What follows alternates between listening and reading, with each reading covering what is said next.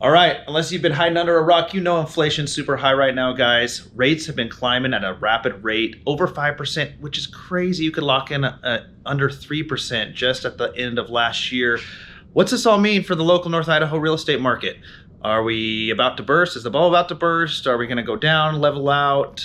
Are things going to continue to rise a little bit, but maybe not as rapidly? Well, I'm going to sit down with Lexi, Cody, and Ben. We're going to roundtable, look at the market stats for last month, and talk a little bit about what we think is going to happen in the North Idaho market, give you some insight, what we're seeing boots on the ground, and hopefully help you out in terms of making a decision if you're looking to move to North Idaho. So if you want to know all that information, stay tuned.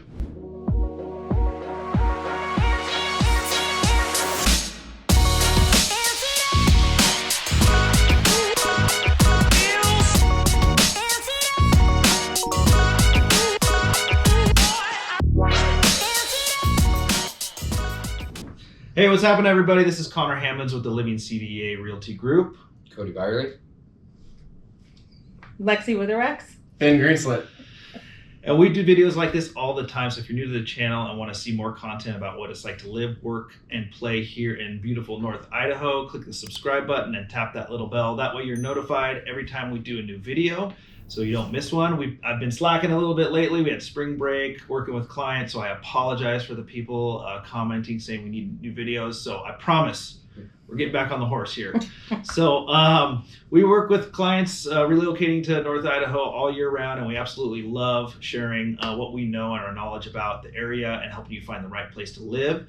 But we can't help you out unless you get a hold of us. So you got to text, call, email, however you can get a hold of us, reach out, and we'll put you in contact with a local, professional, full-time real estate agent that can navigate you to the right spot. So today, wanted to just roundtable again because markets changed a little bit in different ways since the last video we've done. I mean, as you know, if you've been paying attention at all to what's been going on, inflation has been on the rise. Interest rates have been increasing at a crazy rate in terms of the rate itself isn't, insane in the history of interest rates, but compared to what they were 3 months ago, it's quite a big difference in terms of affordability. So we'll get into that a little bit later, but right now we just wanted to hit the 4 high points of our Kootenai County housing snapshot and kind of give you an idea of what's going on in our area right now compared to last year in the month of March. So we're in April right now, 2022. We're going to review the stats that just came out for March of 2022 and how it applies to what it was looking like last year in the same month. So I'll kick it off with homes sold year to date so far in Kootenai County is 599 houses sold, which that's a very low number in the history of our county year to date. So last March 2021 year to date through March was 12.2% more or higher. So we haven't sold as many homes as last year, and that's an indication of, I think, not as many new construction homes have been going on the market, and also just inventory. I know we've pounded that over the head on videos in the past, but it just stays the same, just very low inventory. So yeah, and piggybacking off of that, with low inventory, you're gonna have increase in home prices because there's not as many homes to buy. So looking at from last year to this year in March, we've gone up 21.4% in our market as far as prices of homes go. And then even in the last month, since February to March, we had a $15,000 increase in the median house price. So, with our low inventory, we're going to continue to see housing prices go up. And what's the number on that? Right now we're at 535 in Kootenai County.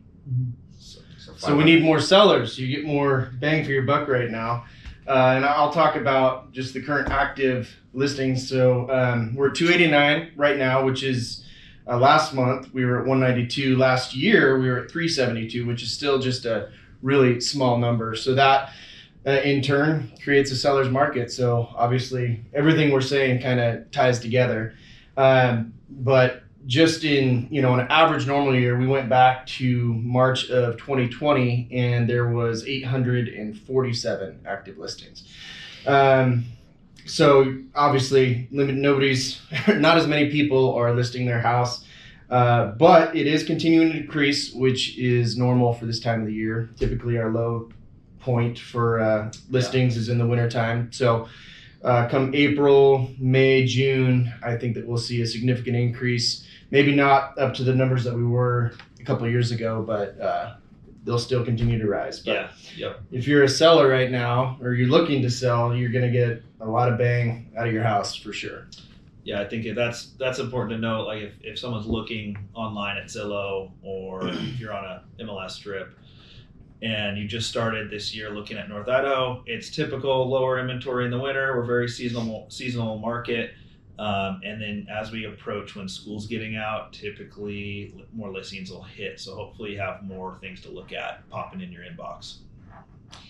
So to kind of piggyback on that, right now our days on market on average is at 72, which is down 20% from last year. And just a month ago, that was at 81 days on market on average. And that's interesting, since we have fewer houses to sell and fewer houses are selling, that we still have fewer days on market. But we were kind of talking about that before the video, and I think it has to do with the way that new construction is playing into our market. It used to be that you could select a lot, pick your floor plan, pick your upgrades, and build a house, and that house might sit as a pending listing for 9 months, 10 months, however long it took. Now, because demand is so high, builders are waiting to list those houses until they're done or very close to done. So that shortens the days on the market for those listings, and I think brings it down altogether.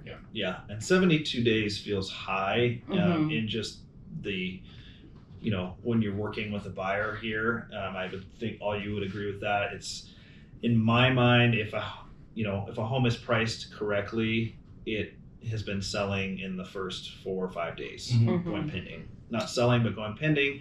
Right. And days on market is a little misleading in another way, in terms of if it goes pending in 2 days, it still typically takes 30 days to close. Right. So, at least. Yeah.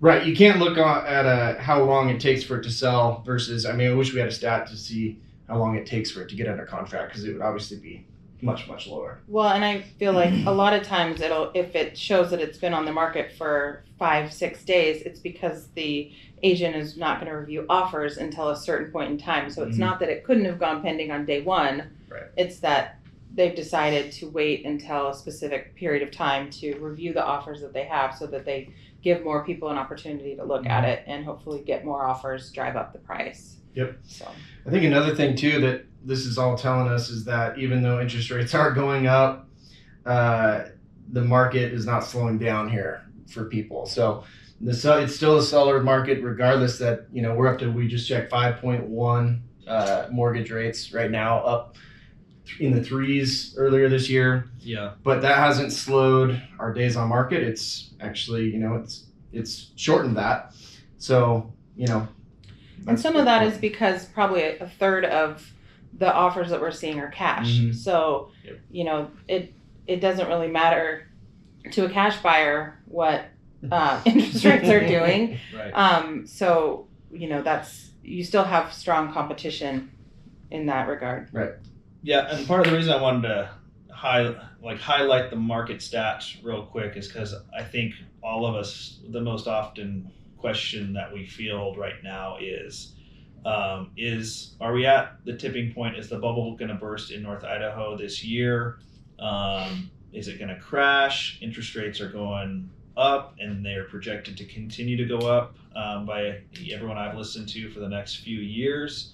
But is that going to mean the prices in North Idaho, because the rates are going up, is everything going to crash down? And early indicators, you don't have a crystal ball, but from us working with clients and working with a lot of buyers, I think that's not going to be the case, at least for a couple of years.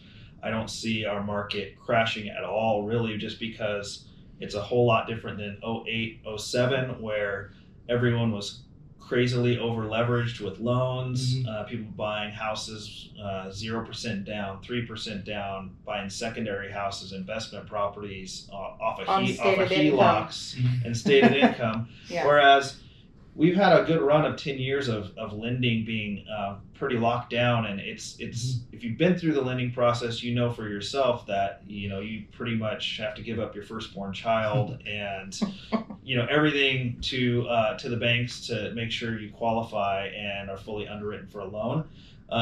And specifically in North Idaho, we see a lot of relocation clients, a lot of retirees. Our demographic trends very older, which that population tends to have more money, even if it's not all cash. We see a ton of conventional 20-25% down loans. So I don't think you're going to see prices go down in the next couple of years. No, and even nationally, we're on a huge inventory crisis as far as housing goes. So when that happens, it's hard for housing prices to come down because you just don't have homes for people to move to.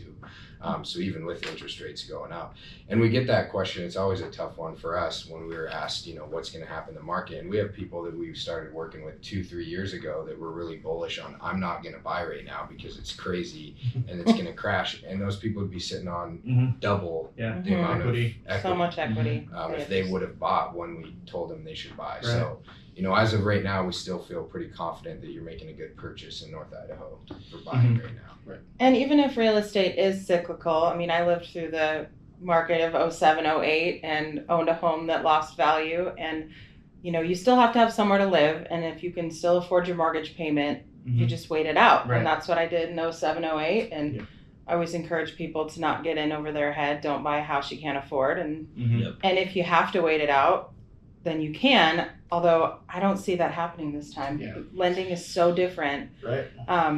And the amount of equity that people have is so different that I think we'll see a slightly lower increase. I mean, as far as it's not going to go up 37% like it did September to September last year. Yeah. But I still think it's going to go up. It'll just be, 5 to 7% or something like that. Yeah, I mean, we just entered into a whole new market once COVID hit in 2020, and a lot of other areas, Bozeman, Montana, a lot of places like that, where people started moving out of the metros, and whether it's remote work, everyone started using Zoom, and so it's just become a new reality for everyone since then.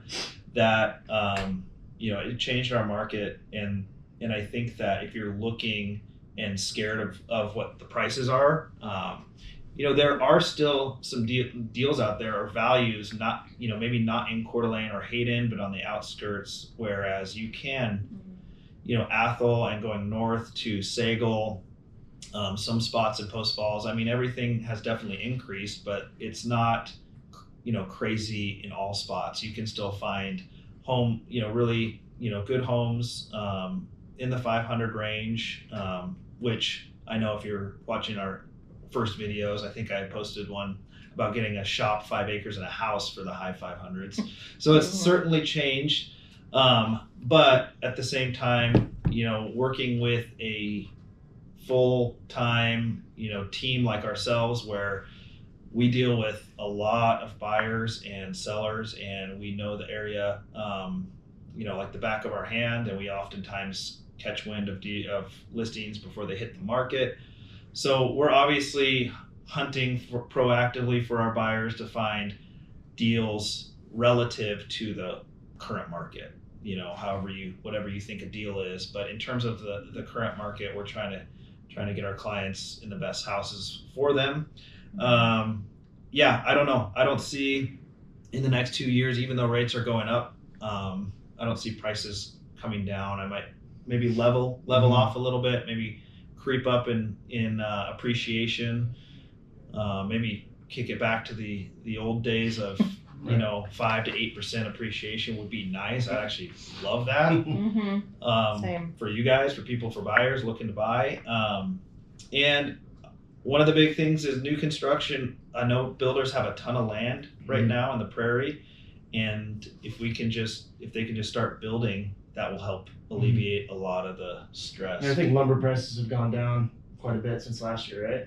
They went down quite a bit. I think they've come back up and down. I mean, supply chain issues have definitely hurt. And like Cody mentioned, or Lex, I can't remember, but part of the problem nationwide is just for the last 10 years, we have underbuilt new construction for what the population needs and the housing. People have to live somewhere. So, I mean, just that alone is going to make me feel like we're not going to be crashing anytime soon. Well, and again, too, it's just different here than it is on like coastal regions or whatever. We're still, I think, medium home prices compared to, the Bay and Seattle and Portland. I mean, we're catching up, but we're still not to that point. And, it's still a very attractive area for people. So it might be a little bit different here than it is in those other regions. Yeah, absolutely. So we'll keep an eye out. Obviously, keep a close eye on this. We're working with people every day, showing property. We have an amazing feel for what our current market is doing and how to win on offer, how to present the best offer possible. And we'll keep an eye on it month by month and continue to do these just to update you, see what April or May did versus this March review, and try and keep you on top of it so you can make an educated decision when you want to move to North Idaho. And when you do want to make that move, obviously reach out to us because we can make sure you're finding the right location around the right amenities and the right type of house you want to be in. But we can't help you in that way unless you call us, text us, email us. It'll go right to Kelsey, our awesome assistant. She'll get you in contact with one of us, and we will help you find the spot for you in North Idaho. So thanks for watching, and until the next video, we'll see you later.